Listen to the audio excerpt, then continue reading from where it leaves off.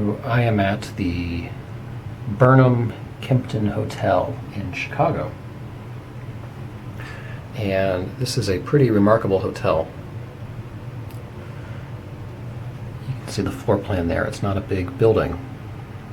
This is a building of enormous architectural significance. In fact, it was, I believe at one time, the tallest building in the world.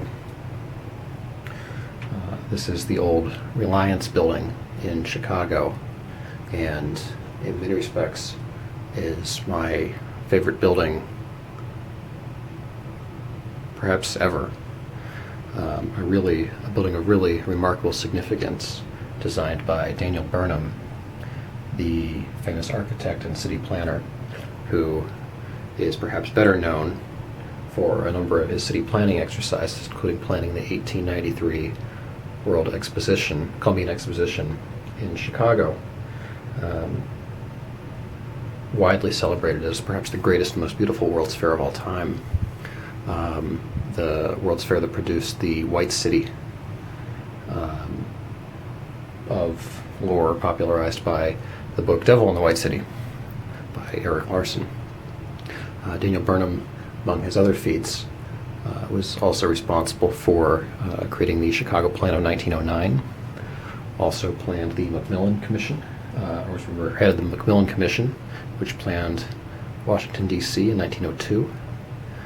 He also led the master plans for Cleveland, for San Francisco, for Manila in the Philippines, and was perhaps the single figure most responsible for the emergence of the City Beautiful movement in the United States.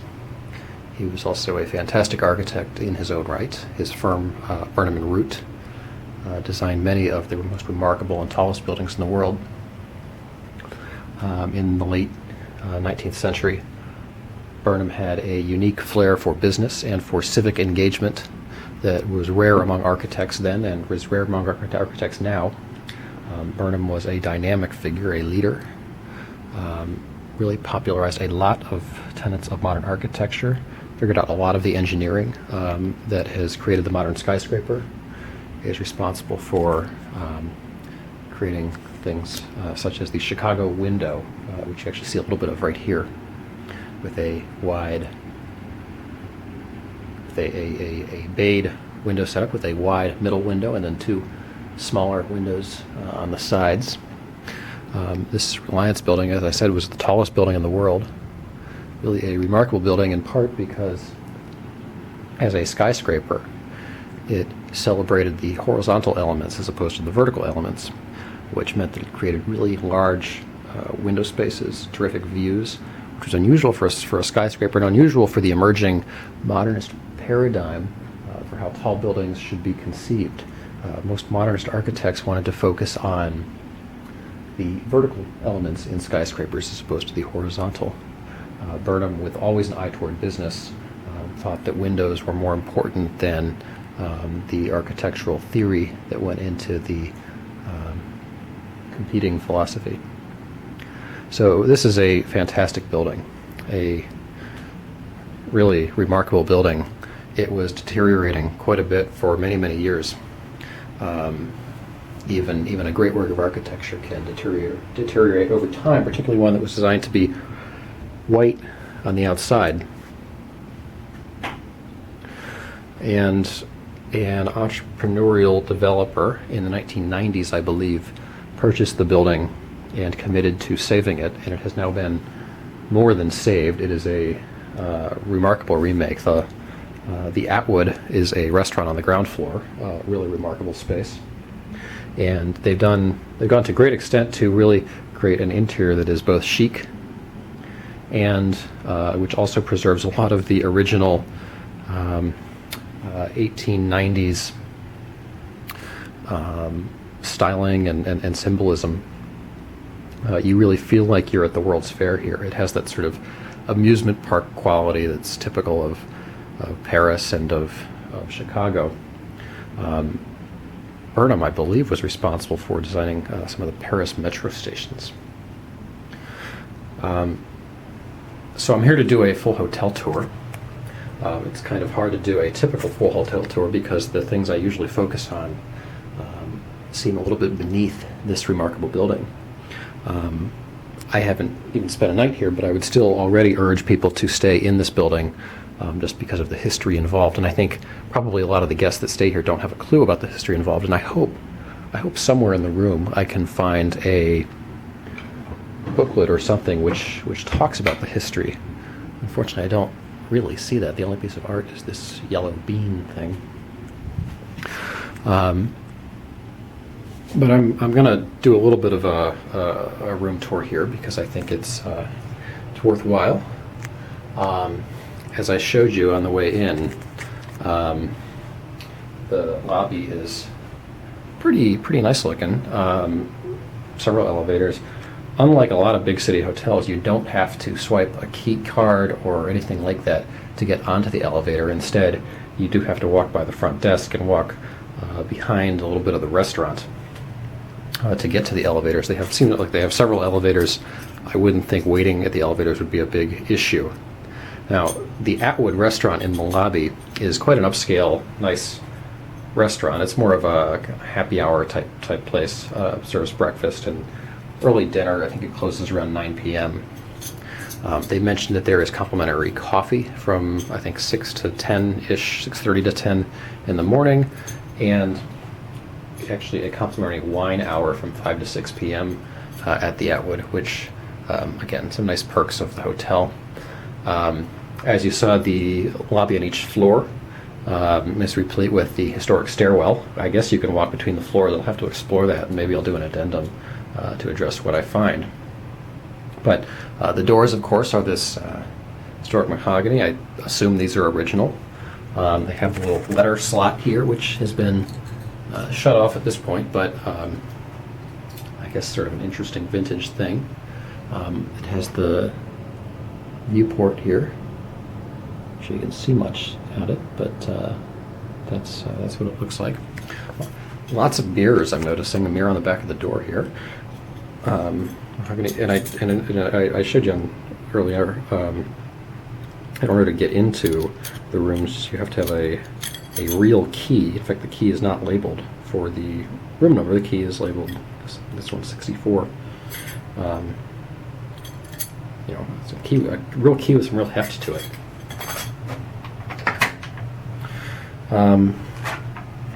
So when you come in, you get your please service my room. I guess you also get the privacy. I'm glad they put some Burnham lettering on this. It seems like Kimpton has really tried to brand this as a Kimpton hotel. Make sure you know it's Kimpton. It's a shame that things like the notepad are Kimpton as opposed to Burnham, because I would love that as a keepsake. Some of the stylings here are a little bit modern. I don't think they did a bad job with it. Actually, I think it's kind of nice. But it's not entirely historic. When you come in, you're actually in sort of a no man's land here. You actually don't know what you're getting into. Carpet's pretty ordinary.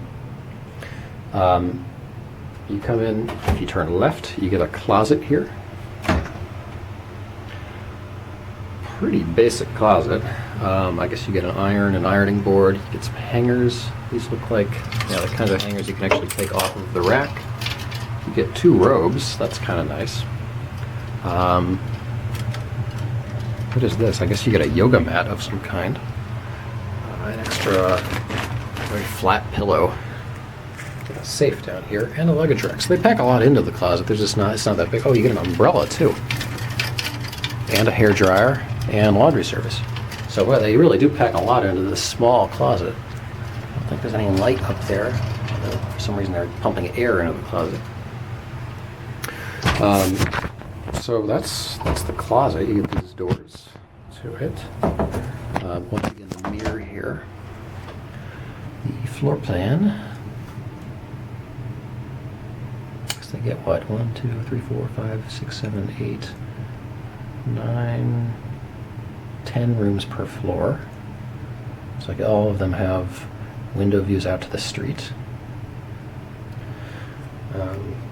Interesting. As you start to embark into the room, if you turn the light on, the only thing the light by the door here turns on is the hall light. That's a little bit of a negative rap on this place, is that it was difficult to figure out how to turn on all the lights. They all seem to turn on differently. Anyway, when you come in, if you turn right, instead of going left to the closet, if you turn right, you're greeted by another wall here. But you do have the full-length mirror right here, immediately adjacent to this other mirror right here on the back of the door. The full-length mirror is perfectly positioned for where a full-length mirror should be in a space this small, because immediately across from the full-length mirror, as you can see, is a lengthy hallway where you can actually step back and see what you're looking at. Presumably some intentionality to that, some nice detailing, ornamentation here, presumably intentional. Maybe, yeah, I think that's certainly not original, but it is intentional. You walk in. Bathroom is to the right. I will come back to the bathroom. Bathroom has a light that's pretty easy to find. You walk in, you're greeted like this. It's a bit of an adventure coming in from the front door. You come in the main door, you turn right, you walk in, you still got a hallway to go through here, and then finally you're greeted by your room. Room is not huge for a hotel, but seems to have pretty much everything you would need. Start with the TV here, which is quite large. I haven't tried it yet to see what channels it will obtain. Seems suitably large for the bed, seems reasonably well positioned to view from the bed. That all seems pretty well done. Not cluttered with too much here on the table. Table seems well dusted. I would say most things about the room seem pretty well dusted. I'll try to confirm. Let's see what the story is on top of this. Yeah, there's a little dust up there. So beneath the TV here, you get, I guess you get your mini bar with a whole bunch of goodies. You have your ice bucket and wine glasses here. Boy, it's just dark in here. There's not a lot of light.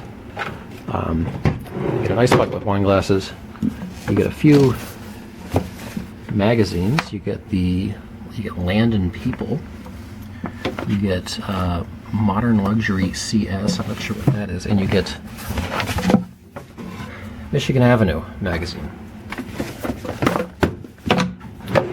Interesting. I'm going to check the ice bucket to see if it is clean. It's actually very clean. You're definitely going with a nicer hotel here.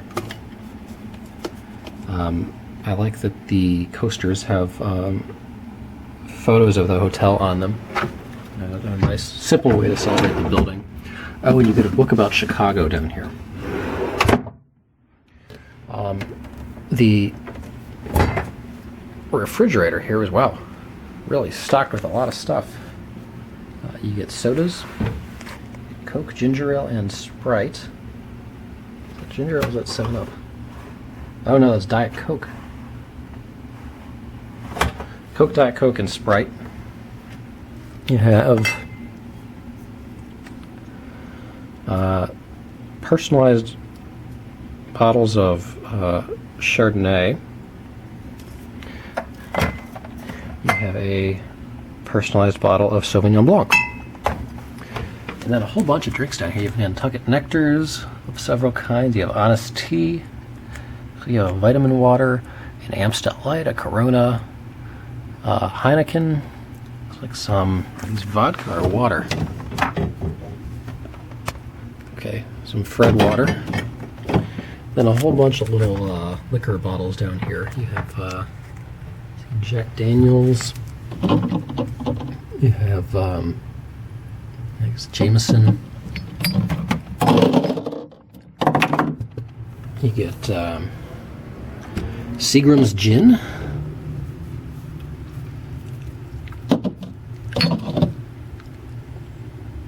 Square One Vodka.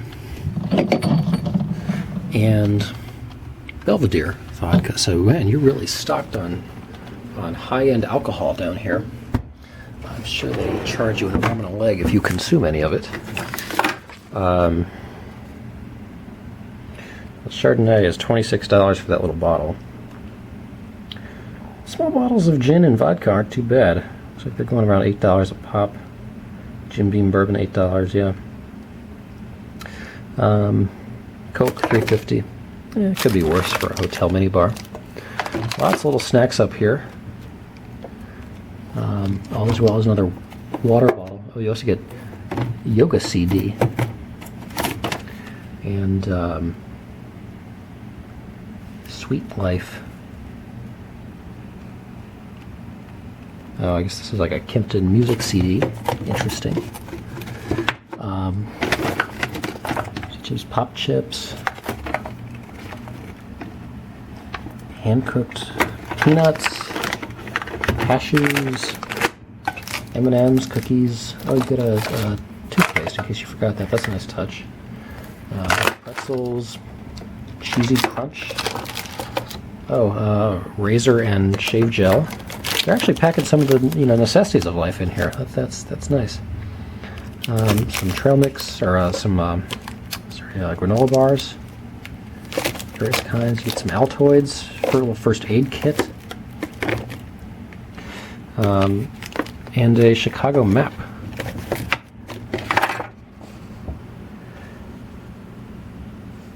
I'm sure that stuff all costs money. It says here that they also have Kimpton socks. I think it's a little bit overzealous for a hotel to charge for some of these first aid and toiletry items. I would think a hotel might give some of that stuff out complimentary, but the toothbrush kit is $6.50. First aid kit, $6.50. The Reliance Building book, $27. I haven't come upon that yet. I wonder where some of this stuff is. So they're selling socks. I have yet to stumble into the socks. I wonder where all that stuff is. Anyway, a lot going on in that cabinet there. Lots of things you can spend money on if you're inclined to spend money. Lamp here is not clear about how you turn it on. It does work, but it gets turned on by this foot pedal down here. Doesn't provide a ton of light, but it's something. You get your little half of a Chicago window here. You have your substantial curtains. You have both shades, sunshades, and curtains. I like when they double it up like that. Oh, very sort of traditional with these hand-drawn pull ties. They don't work that well, but nice little tradition there. It looks like if you close those will make it pretty dark in here, which is nice. You get an air conditioning unit overhead. It's nice temperature in here. I guess the thermostat is over here. It's comfortable enough that I'm not going to be touching it. You get a little, I'm not sure what the purpose of this chair is. I don't know that you could do anything particularly comfortable on it, but it is a place to sit, I suppose. You also get this desk chair. Modern in nature.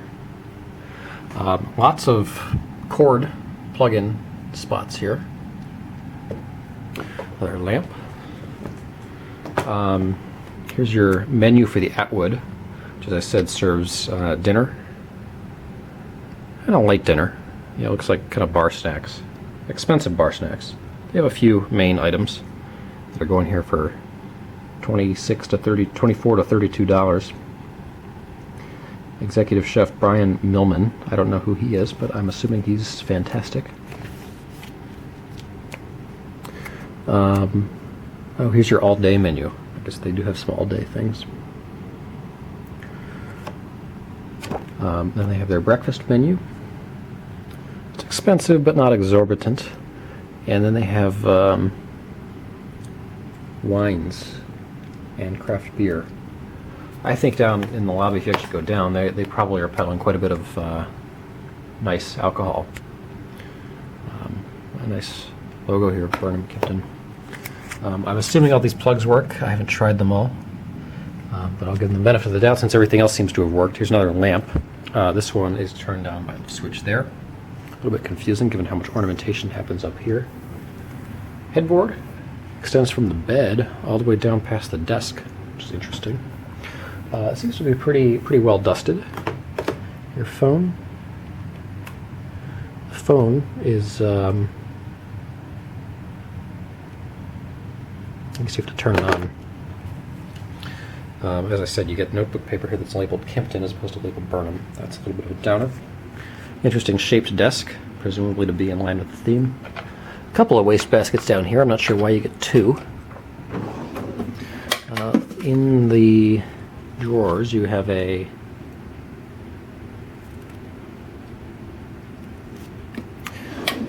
little notice letting you know in polite language that if you smoke, you'll be charged $500. Here is a Burnham Hotel packet. You can see that's what it looks like on the outside. It's a beautiful building. I guess this is like notebook paper and then information about Kempton rewards, all sort of beat up in a folded folder. Alright. Desk chair seems adequately comfortable, not out of this world. The bed looks fine. I guess it's a queen. Based on a quick sit a few minutes ago, it seems very firm. Or at least, maybe not firm. Maybe firm's not the right adjective. It seems like it's maybe an older mattress. It seems to have a lot of give to it, but also be a little bit unforgiving. It doesn't seem all that comfortable.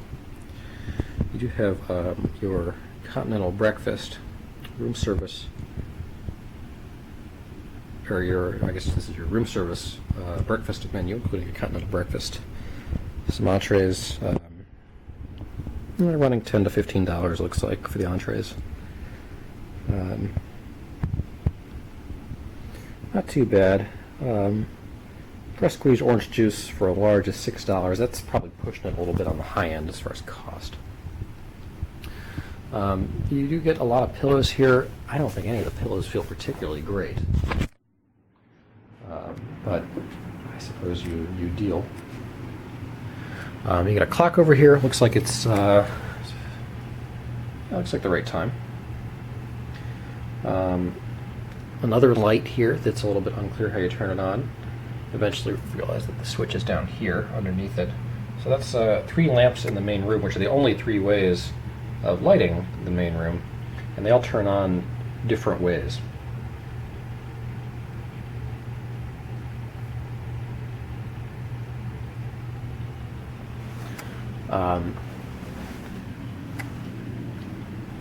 Which is interesting. As I said, you only get this one piece of art, which seems like one of the few things that's really out of place here. I think it's a nice interior, but it's not perfect. And I think they probably could have done a little bit better.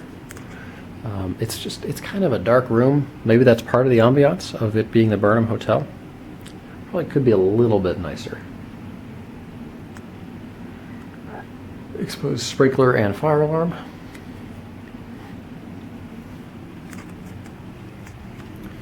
Nightstand is over there. No drawer in it. No Bible or anything here. We'll see how the room does overnight. The main area. It's decent. So here's the bathroom. I have not used anything in the bathroom yet. You get yet another mirror here, lined with lights. Kind of interesting. A little, I don't know what those are. Boob lights up there. Cups.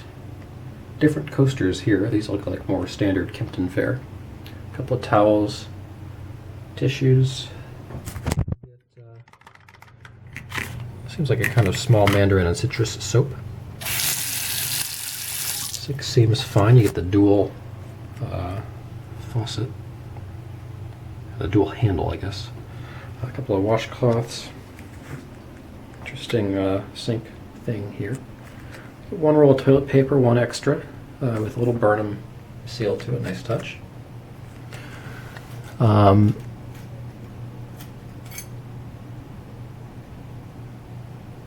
Interesting.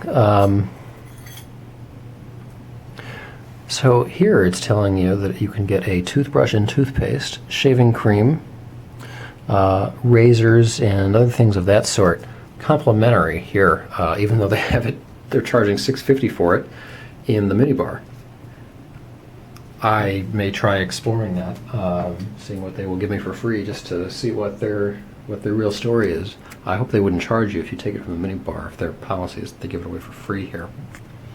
They do give you all your typical shampoo, conditioner, body wash, body lotion. All quite nice. Toilet I have not tried. Looks like it's not brand new, but not terrible. And towels. Towels. Okay, the shower, a little bit disappointing. It's not great. Looks like there's a little bit of age to it, although mostly clean. Not a great looking shower head there. Looks operable at least. Only 2 towels, and they're stored right above the shower. That seems a little chintzy, especially if you had multiple guests in the room. I guess that's a fan up there. It's certainly not a light. It doesn't work as a light. Shower's a little bit dark, actually. Get a shower mat down here. Curtain's kind of nice. You get the Burnham seal. Shower curtain rings are not rusty. I think it's a new thing I'm going to start checking for in hotels when I do these tours. Some art here of the, looks like one of the bridges.